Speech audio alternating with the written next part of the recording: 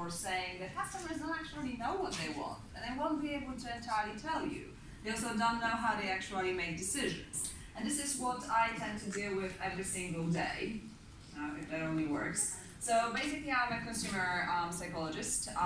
We specialize in working with various retail and hospitality businesses, architects, designers, and really sort of telling people how human mind operates and how we can use that knowledge from behavioral sciences to be able to really understand how we can apply them to make those experiences in branches or on digital channels or in conversations with your team a little bit more in line with how human mind operates. I do lecture at 3 different universities in London as well. I do speak at a lot of those gorgeous conferences, thanks to Lucy. We work with a bunch of different clients. One of the major clients right now is a global jewelry brand where we're helping them with a new store concept at the moment, soon to be launched, so very exciting. Now, if that's too fast. So basically, if we really simplify how human decisions and perception work, is that you put something in front of a customer, and that something creates a chain of reactions. And that chain of reactions is really the experience. And that's, the key of that is that that chain of reactions is subjective and belongs to a customer, does not belong to you. You don't create an experience. What you do actually create is a bunch of these, nothing else. How they're going to react, you would hope that it leads to whatever action you want. And that action could be obviously buying, recommending you, staying with you for longer, doing all the nice tweets so everyone else loves you, all of those kind of things. So these are your sort of objectives, this is what you're getting. But you don't actually know what happens on that line from the moment that you put in front of them specific concept design or specific app design or anything like that. And this is precisely what we kind of work. That's where behavioral science comes in very handy. We know what type of stimuli are going to be perceived by which particular senses, which mental constructs they're actually going to open in someone's mind, such as price sensitivity or value or trust or anything like that, whatever it is that you want to trigger in people, what emotions they're going to create and how those emotions are going to impact on a bigger psychological aspect, such as loyalty or attitude or willingness to recommend, right? And then it's going to actually lead them to do that as opposed to just think about recommending you, right? So that's kind of what we basically help to decipher that element. So let's kind of try a little bit more so you understand that. Now, firstly, emotions are not the only affective states. So people experience lots of different affective states. And those could be feelings, moods, and so on and so on. But the simplest way of boiling that down is that people have those internal feelings, internal affective states, and they are general. They are not related to any specific object, yeah? They are not in reaction to your product or to your experience or to a conversation with your team, right? They just feel happy or excited or anxious about something, right? Now, the ones that you worry most about are the evaluative feelings. So those are the ones that help them to understand how is it they actually feel, how is it they want to approach your product, your service, your brand, right? I feel excited about working with you. I feel very anxious and feel like there's lots of risk to do that. So those are the things that you really need to worry about. But obviously, if you do create an amazing internal feeling for them, just because you have a great experience or someone had a great conversation with your team member, then what is going to happen is that they subconsciously will associate that feeling of happiness or comfort or safety with your brand, and any single time they are looking for that in their life, they're going to come back to your business. And that's what you want to definitely achieve. Now, why this clicker is not working properly? Now, very briefly, why emotions are important. Firstly, those emotions that you are feeling at this particular moment are going to make you focus on things that are congruent and consistent with that, right? So if you feel happy, you will focus on pieces of information about your products that you're selling that make people happy. Yeah? It's literally that. That's a selective attention. Now, we do going to value products generally higher when we have experienced positive emotions, so it's good to have them. We're going to feel like the experience, the conversation is more memorable when we experience especially intense positive emotions, but also intense negative emotions. So be very careful about that. But more importantly, it's reciprocity and reward. So if we experience really good positive emotions, we're much more likely to reciprocate with actually buying or recommending or anything like that, because we do feel obliged, because we got that amazing feeling from you, so we want to give you something in return. But that also means that, as I did say earlier, we're going to associate that particular emotional state with your brand, and we're going to want to reward ourselves sometimes for achievements in our lives or for having a hard day by having that amazing feeling again. That means coming back to interaction with you, right? So those are very simple things. And that's just cute, right? But some retailers do it really well. So this is Loaf, sofa retailer, in Shoreditch, and they put this gorgeous big teddy bear in front of, like literally just behind their doors. Now, as much as it's lovely, cute, soft, and all these kind of things, what it also means is that there's a certain element of safety in here, right? Buying a sofa is a really risky purchase. There is a lot of really negative emotions that you're coming into that situation with. There's lots of fear, lots of anxiety, and it's exactly the same with banks. So it's really kind of important to understand how these emotions impact on the banking thing. Now, I'm going to show you 3 different models that are just going to prove you that emotions in banking are really important. Those are models from research specifically on retail banking, so they're not just generalistic. Now, so if you have an amazing sensory brand experience, that generally has a great effect on affective commitment, so that kind of emotional commitment to your brand. It has an amazing effect on customer satisfaction, and that obviously all impacts brand equity. It's not really a rocket science, but it's just an additional proven research. Now, what is beautiful about that is that even if you have a crappy sensory brand experience, but you have an amazing employee empathy, you can still have a great customer satisfaction, yeah? But obviously if you have both, it's a little bit easier. Now, bear with me. This is a mind-boggling model, but it's really important, and I'm not gonna explain everything about it, but just a few bits.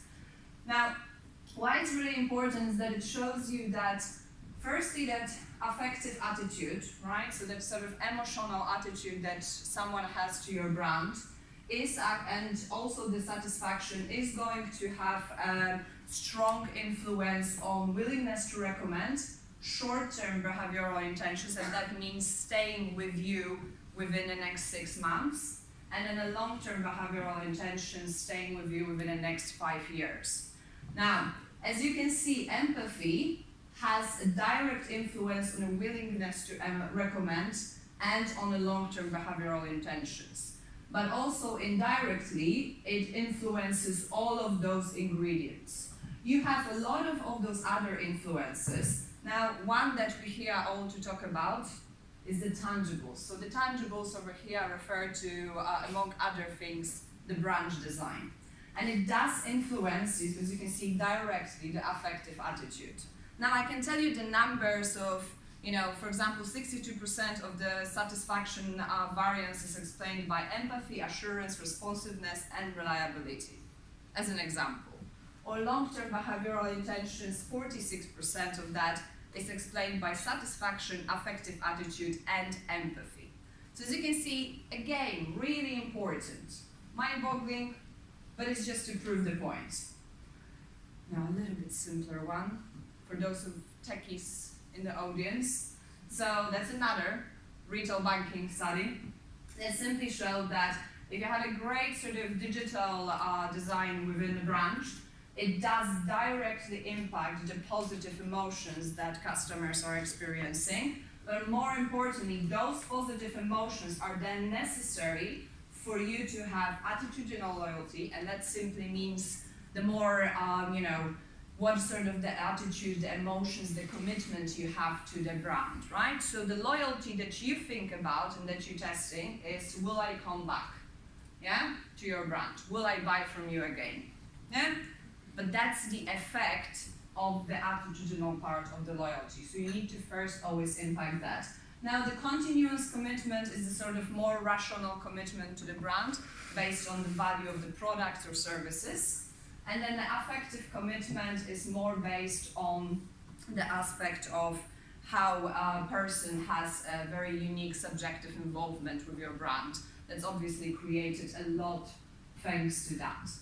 So I hope I proved the point that emotions are really important. So now let's understand how we can actually communicate those and how we can evoke those emotions.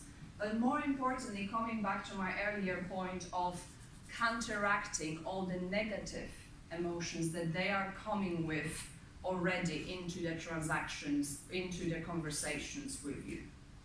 And that's really where senses come in. Now, firstly, who read Daniel Kahneman's book, Thinking Fast and Slow? Anyone? About 5 people. Okay, that's great. It's not that bad. About a year ago, there would be no one. How many of you still think we are rational? Especially in financial decisions. Okay, there is still a few hands. The rest is probably not raising them. Okay, so we're not. So part of Daniel Kahneman's research, who is, by the way, a psychologist that got a Nobel Prize in economics, just to, make it, but he was doing a lot of research in terms of understanding the fact that we don't actually make so-called rational or logical decisions, especially even when it comes to financial decisions. So we're very much swayed by the little things that are seemingly not important, such as colors, the way something is said, the way something is presented to us, who is speaking to us, and so on and so on. The seemingly unimportant little details. Now, the reason why it happens is that our subconscious mind is way more powerful and has to be way more powerful than our conscious. And those numbers are per second, by the way. Now, so you wouldn't be able to run away from a tiger if you had to calculate pros and cons and routes and understand how many miles or kilometers per hour you have to run and whatever else. You'll be dead something like 100 times, To choose a shampoo from 2 bottles of shampoo, not hundreds that are available, it would take you something like 3 weeks when you're using just the conscious pros and cons and everything else and calculated all the stuff. Now, think about choosing a mortgage. Basically, the term of paying off the mortgage would finish by the time you would choose it, So it just doesn't work. Now, the only way we can get data into our brain, into specifically our subconscious brain, is through the senses. Now, we don't have 5 senses, we don't even have 6 senses, we have 33. And scientists are keep discovering new ones. And all of them are influencing how we are perceiving the world, how we are interacting with the world, and more importantly, what decisions do we make. Now, so you will see over here, I focus mostly on the main sort of 6 one, and then the rest quietly keep it, because people don't have to know everything. We just kind of give them the great solutions. But bodily sensations are quite interesting, and also something called embodied cognition. Anyone knows the Superman pose? Yeah? So that's kind of a very vague but simple example of an embodied cognition. So in our muscles, we have a certain memory of various states, emotional states, situations, ways of behaving that are acceptable in those situations. So when we are sort of standing in that, Superman pose, we're supposed to feel confident and powerful. And even if we don't, our brain naturally adjusts those emotions and those ways of feeling into that state that we just put our body into.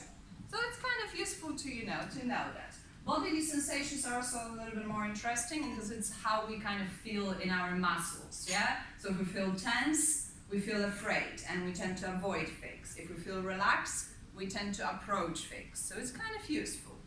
Now, let's run through some of those things that can impact the kind of emotional aspects. Now, so firstly, whether you are using a touch device or a mouse, so those for people that want to sort of, have a lot of tech in the stores or make customers use a lot of tech, their own personal ones, you actually are more engaged when you're using a touch device. You are also much more likely to purchase, but you are also much more likely to choose more hedonic options, so more pleasure-based options. So not very rational.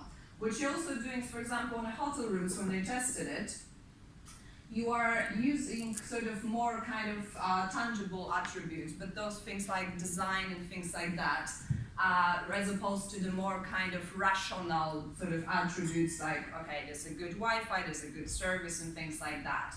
So you kind of, you're looking at things that seemingly shouldn't be important to your decision, but they are. Now, also, it's very much dependent on whether you're actually touching that button or whether you're speaking with someone. And that's also going to impact how you make certain decisions. So what they found in this study is when you actually are saying what is that you want, what choice you want to make on, let's say, choosing between two different products, you are much more likely to choose indulgent options as opposed to when you're supposed to press the button to choose that, right? Seemingly that shouldn't have any impact, but it actually does. That's where the power of subconsciousness works. So this is what they've done it on different things, but obviously on indulgent desserts is the easiest thing to understand. And as you can see, when people were speaking, 57% of customers actually chose an indulgent dessert, versus when they were pushing a button, it was only 29. So it's kind of, seemingly shouldn't have any impact, but obviously it's also about that self-control, right? So it's really kind of important to understand, do you want your customers to a little bit slow down and think more rationally about their decisions, or do you want them to kind of make a little bit more impulsive and indulgent decision, right? Now, a little bit more on that. Rejecting versus choosing. Didn't I thought I skipped another one. Now, so the way you're going to frame a proposition, this is, the framing effect is a very typical research from Daniel Kahneman's research, is how you're going to show it, whether you're gaining something or whether you're losing something, right? That's already going to have an impact. But because you also, in that research, they were also asking about, do you want to choose a certain option or do you want to reject a certain option? And what they basically found is that when they were asking people to reject options, what happened is that it actually activated a more deliberative, more rational, process of analyzing the information. So they were kind of becoming a little bit more logical in their decisions, and that's why it took them a little bit longer, so 5% longer, right? And it's really important, especially in those big decisions like personal loans or mortgages or anything like that. So seemingly things like, how are you going to say things to your customers? How are you going to present them on which device or which piece of paper, which part of the paper shouldn't make any difference. It makes crazy amounts of differences. Not to mention your lighting, your couches, your colors, your everything else. That also has an impact. Now, so talking about colors. Sorry if there's anyone from Santander and Barclays, but they have perfect colors to represent the idea.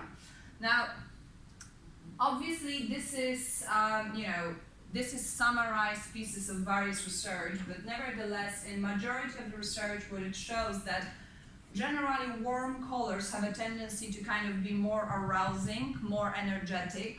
What they also have a tendency to do is impact more on the central way of processing cognitively. That means a little bit more rationally, less emotion-based. Now, whereas the blue is very much relaxed, what's really nice is that the perceived download time seems to be a little bit shorter with blue, because we're actually nice, chilled, and lovely, and peaceful, right? Those are the kind of associations. But more importantly, what it does is that it actually activates the peripheral cognitive processing, and the peripheral one is the more subconscious, the more emotion-based one, right? So again, how do you think you want your customers to process information? Yeah? Do you want them to really think about it so they're entirely sure and satisfied and certain, and you're reducing the amount of anxiety and risk that they're feeling? Or do you actually just want them to indulge in something and then blame you when they don't feel good about that decision later? Because they're definitely not going to blame themselves, right? So, now, another important thing is safety. So,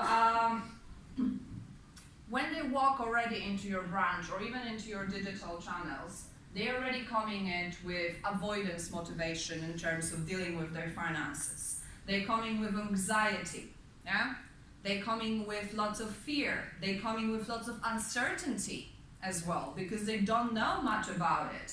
And they're not sure if they can fully trust that person in a bank, because let's face it, if you look at general kind of trust towards institutions in Europe, banks are definitely higher than politicians, don't get me wrong, in government, but they're still not as high as, for example, just general high street brands, right?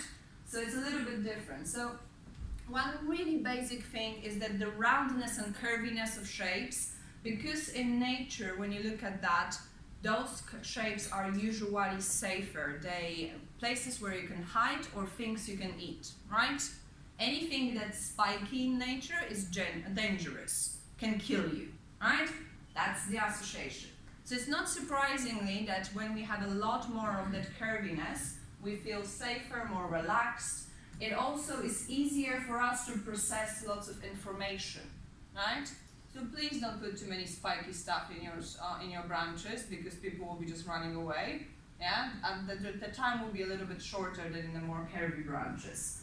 Now it's also less stressful, right? And that's what we want to achieve. So I believe we had ING yesterday, so this is one of their branches. I like how nicely they use the curviness for wayfinding and guidance.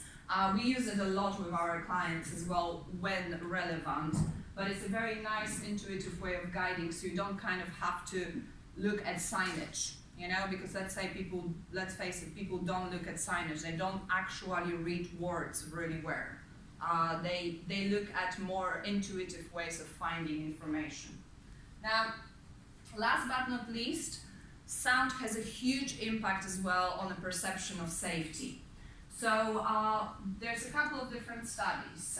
So in the first one, what they've been able to show is that if there is no sound in places where people don't generally feel drastically safe, such as car parks or metro stations, now let's face it, banks can go with that as well, because they already come with loaded negative emotions, then people generally, don't feel safe over there. But if they started playing very barely perceptible music that had human vocals in there, they also tried it with birds' vocals, and that worked as well. But human vocals, let's stick to that. So what happened is that people felt 36% safer in those places. They had a 25% higher satisfaction, and in a specific research where they were looking at underground metro stations, people were more willing, by 19% higher willingness to purchase a monthly travel card. So it's those are huge numbers that you want to achieve, right? Now, low pitch versus no sound, or even versus high pitch. High pitch is not good either. Yeah, so any kind of something like that, we don't want that. That means fear, right? Any kind of high-pitched sounds means fear in nature and everything like that. We have that natural subconscious association. Any low-pitched sounds are dangerous. Low pitch is usually coming from big objects, from natural disasters and things like that. We have that very evolutionary association. So we don't want low-pitched sounds. What we do want is roughly moderate. But what they basically did show is that on the low-pitched sounds, it's not only they feel that it's threatening, more importantly, it does increase anxiety, which you don't want to increase. And it does also increase a risk avoidance, which, let's face it, a lot of your products have quite considerable risk. And that also means that 26% 26% less of the risky financial decisions that the customer made in that particular study. So, on one hand, if you do want them to kind of get a little bit more anxious and maybe choose the safer options of your products, then great. But then, you know, evoking additionally negative emotions can also be dangerous. But that's just something to think about. So I hope I did show you some ideas on how, you know, how important the emotions actually are and how to either counteract the negative ones or also evoke some of the positive ones. Thank you.